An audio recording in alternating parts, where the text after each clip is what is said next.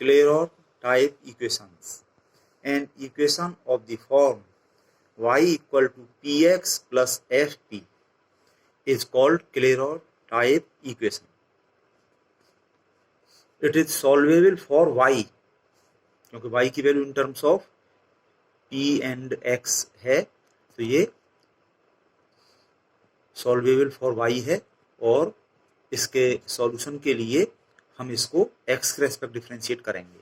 So for solution of 1, इस पर हमने इक्वेशन नंबर 1 डाल दिया. Differentiating it with respect to x, we get dy by dx जो कि p होता है इक्वल टू ये p एज इट, x का differentiation 1 plus x as it into dp over dx plus f p का x के respect differentiate करने के लिए चेन रूल से पहले तो ये p के रेस्पेक्ट होगा f dash p into p का differentiation with respect to x dp over dx. इसमें अब हम इतना इस इक्वेशन को देख रहे हैं, इसमें p दोनों साइड से ये कैंसिल हो गया, तो इस जगह पे 0 आ गया ये, और यहाँ पे बचा ये इतना, इन दोनों में dp ओवर dx कॉमन आ गया, तो इसमें से ब्रैकेट में यहाँ पे x plus f dash p. Discarding the factor x plus f dash p which does not involve dp over dx, इससे हमें सिंगुलर सॉल्यूशन मिलेगा. p का एलिमिनेशन, इसके साथ में अगर हम इक्वेशन 1 को और दिस इक्वल टू 0 को लेकर के करें तो उसकी यहाँ पर हमें जरूरत नहीं है. So we have dp over dx equal to 0, equation number 2, which is a differential equation of first order and first degree in p and x. और इसका सीधे सीधे इंटीग्रेशन होकर इसका सॉल्यूशन हमें मिल रहा है. Integrating 2 with respect to x, we get p equal to c, where c is an arbitrary constant. Now eliminating p between equations 1 and 3, जो 1 क्लेरोट फॉर्म इक्वेशन है हमारे पास में, और ये 3 जो ये आया है, तो इसमें से p के एलिमिनेशन के लिए हम p इक्वल टू c यहाँ से इक्वेशन 1 में रख देंगे, जो कि इक्वेशन 1 है हमारे पास में Clairaut form equation y equal to P x plus f p. तो इसमें p की जगह जब c रख देंगे तो y equal to C x plus f c, ये हो जाएगा y equal to C x plus f c. This is the complete और general solution of the equation 1. Hence the solution of the Clairaut equation is obtained by putting p equal to c. इस तरह से हम direct Clairaut form के equations के solution के लिए उसमें p इक्वल टू c रख देंगे. अब इसके हम सवाल करते हैं. Example number 1, solve y minus P X into P minus 1 equal to p. Solution given differential equation is, इसको एज इट हमने यहाँ पे उतार लिया, और फिर दिस इक्वेशन में बी रिटेन एज,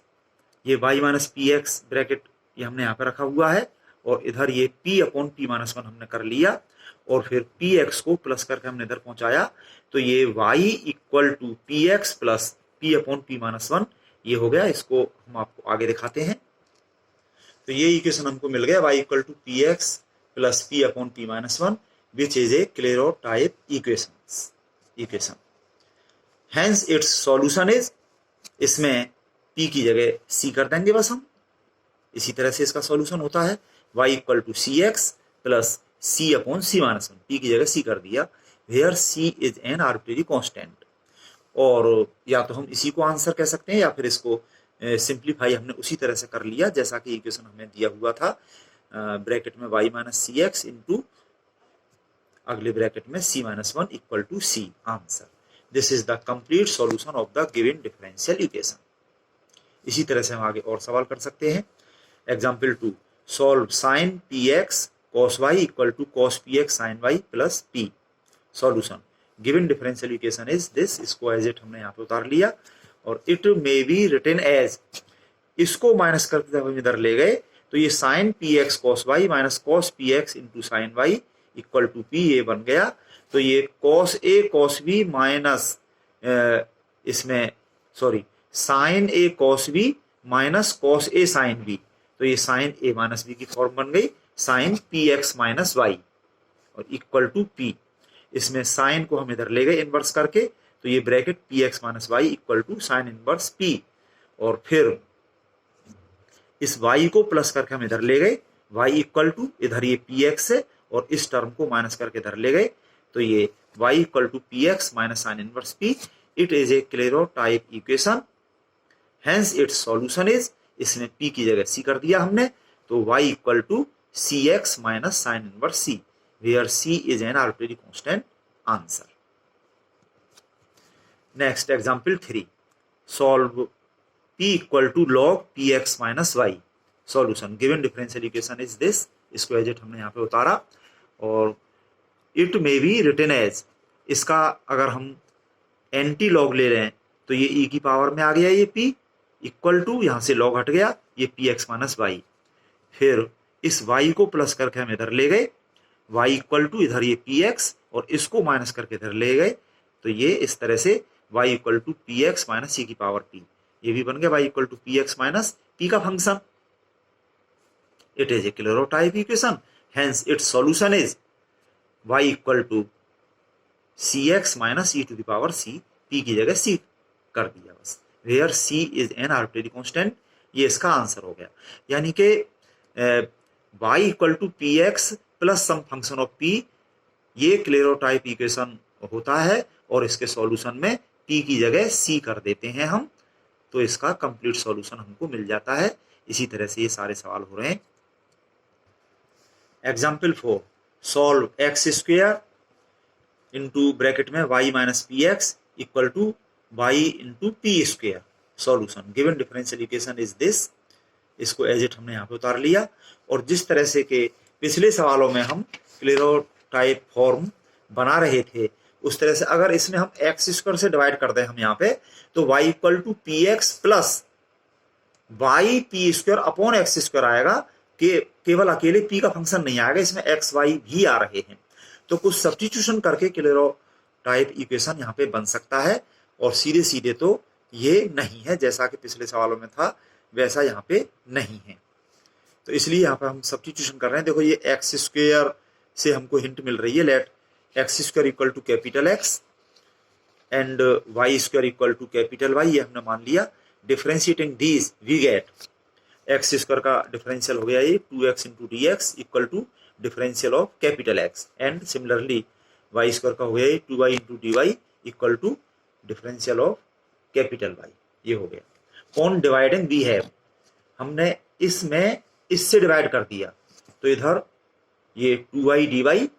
और अपॉन में ये 2x डी एक्स, और इक्वल टू ये d of capital Y upon d of capital X, तो इसमें 2 तो ये कैंसिल हो गया, और दिस इम्प्लाइज दैट ये y अपॉन x यहाँ पे रखा हुआ है, और ये dy by D X equal to d कैपिटल y over d capital x, ये हो गया। अब ये dy बाई डी एक्स तो स्मॉल p होता है, हम जानते हैं, तो ये y अपॉन x into small p equal to, इसको हमने कैपिटल p मान लिया, where capital p equal to ये कैपिटल एक्स वाई का में ये derivative dy by D X, इस तरह से। तो यहाँ पर ये स्मॉल p की वैल्यू ये बन रही है स्मॉल p इक्वल टू ये y और x हम इधर ले गए, small p equal to x upon Y into capital p, ये है। तो ये जो सब्स्टिट्यूशन हमने किए इनके करस्पॉन्डिंग ये सारी चीजें, putting these values in given equation 1, तो इक्वेशन 1 में रखने के लिए हम थोड़ा सा इस तरह से कर रहे हैं कि पहले तो ये स्मॉल p की वैल्यू रख दें, और बाद में ये एक्स वाई का भी सब्स्टिट्यूशन हम कर देंगे। तो अभी तो देखिए इक्वेशन 1 में ये एक्स स्क्वायर यहाँ पे एज इट लिखा हुआ है, ब्रैकेट में ये वाई लिखा हुआ है एज इट, माइनस ये स्मॉल p की जगह हमने इसमें रख दिया X upon Y into capital p, small p की जगह यहाँ रख दिया, इंटू ये स्मॉल एक्स है यहाँ पर, और this equal to small Y into ये p स्क्वायर, और p स्क्वायर यहाँ पे हो गया X square upon Y square into capital p square, ये रखा X square upon Y square into capital p square. तो इसमें ये y से y कैंसिल हो गया, और दिस इम्प्लाइज दैट ये एक्स स्क्वायर इंटू इसका एलसीएम जो है ये y, देखो यहाँ पे भी अपॉन में y आ रहा है और यहाँ पे भी y आ रहा है, तो इस पूरे इक्वेशन में हम y से मल्टीप्लाई कर दें, तो ये हो गया Y square minus X into X X square into capital P, ठीक है, equal to x square into P square, ये हो गया इस पूरे में स्मॉल वाई से मल्टीप्लाई करने पर। और फिर हम ये वाला भी सब्स्टिट्यूशन कर दें जो हमने ये माना है, ये small x square equal to capital X and small Y square equal to capital Y, ये हम यहाँ पे रख दें इसमें। तो ये x square capital X bracket में y square capital Y minus x square capital X into ये capital P equal to x square ये capital X into P square, ये हो गया। यहाँ पे ये कैपिटल एक्स दोनों साइड से कैंसिल हो गया। ये तो कैंसिलेशन हम यहाँ पे भी कर सकते थे, इस एक्स स्क्वायर से एक्स स्क्वायर हम यहाँ पे भी कैंसिल कर सकते थे, तो बस हमें यही रखने की जरूरत पड़ती। तो ये तो खैर कैलकुलेशन का मैटर है, कैसे भी कर लीजिए। तो इस तरह से ये यहाँ पर केवल y माइनस, अब ये सारे कैपिटल में ही हो गए, कैपिटल एक्स वाई और कैपिटल पी, तो ये y minus x P equal to P square ये है। इसमें इस एक्स पी को प्लस करके हम इधर, अभी तो देखो ये लिखा हुआ है y minus x P equal to P square, और दिस इंप्लाइज दैट इस एक्स पी को प्लस करके हमने इधर पहुंचा दिया, तो ये y equal to P x plus p square, ये कैपिटल एक्स वाई और कैपिटल पी में क्लेरोटाइप इक्वेशन है, ठीक है, which is a Clairaut type equation. Hence its solution is y equal to, इसमें p जो के डेरिवेटिव कैपिटल एक्स वाई में डेरिवेटिव है dy by D x capital p,